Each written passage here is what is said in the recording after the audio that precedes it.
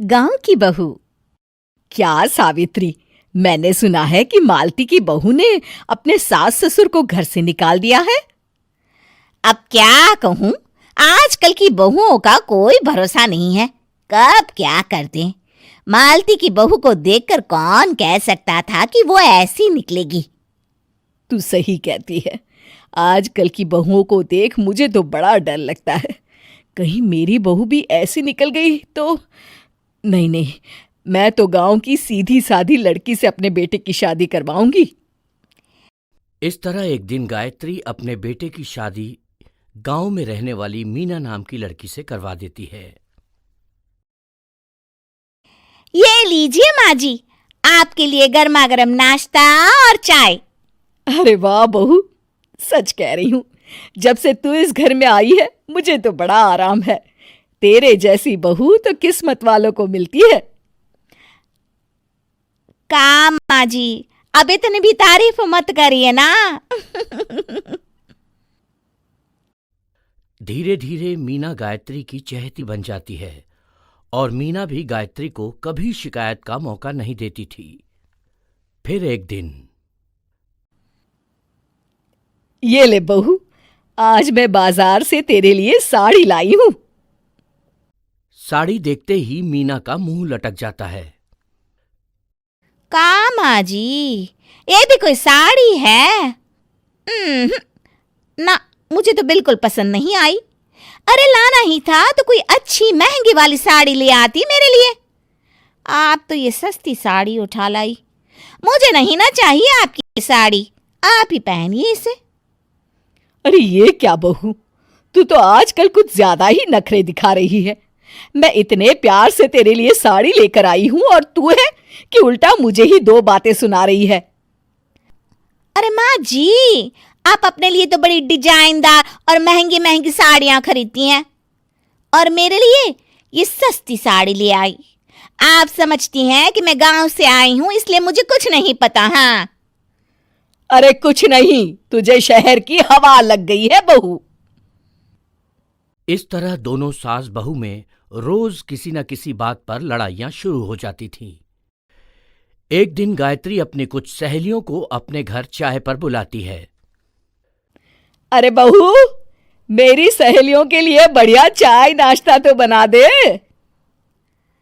अरे माँ जी, अभी ना मेरे पास बिल्कुल भी समय नहीं है। मुझे ब्यूटी पार्लर जाना है।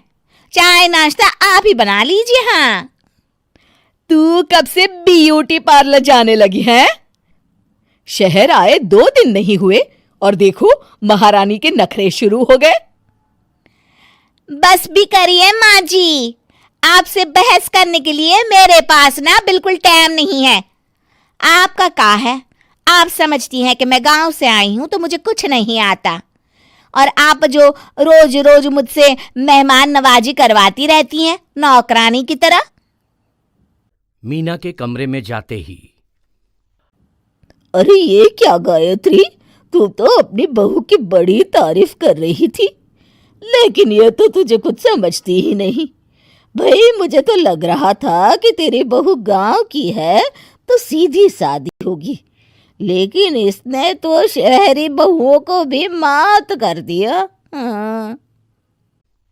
अपनी सहेलियों के सामने अपनी बेइज्जती होते देख गायत्री आग बबूला हो जाती है।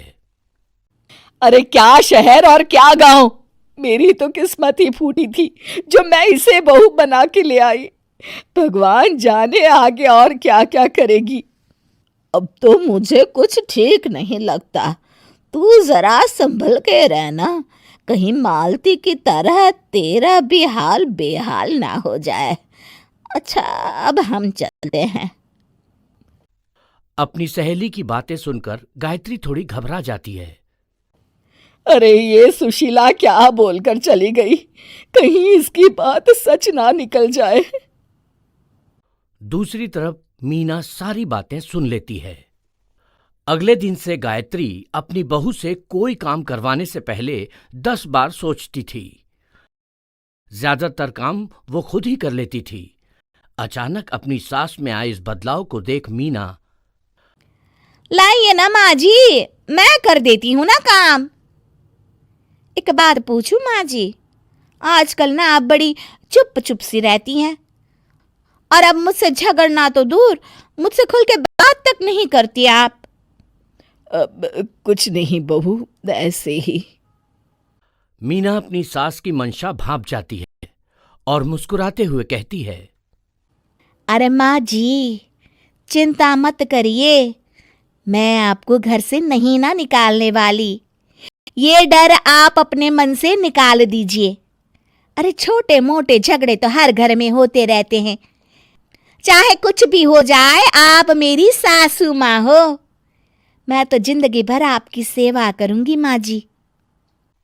अपनी बहू की बातें सुन गायत्री को एक प्रकार का संतोष होता है और उसकी सारी चिंताएं दूर हो जाती है। गायत्री अपनी बहू को गले लगा लेती है। मुझे माफ कर दे बहू, मैं तुझे गलत समझ बैठी थी।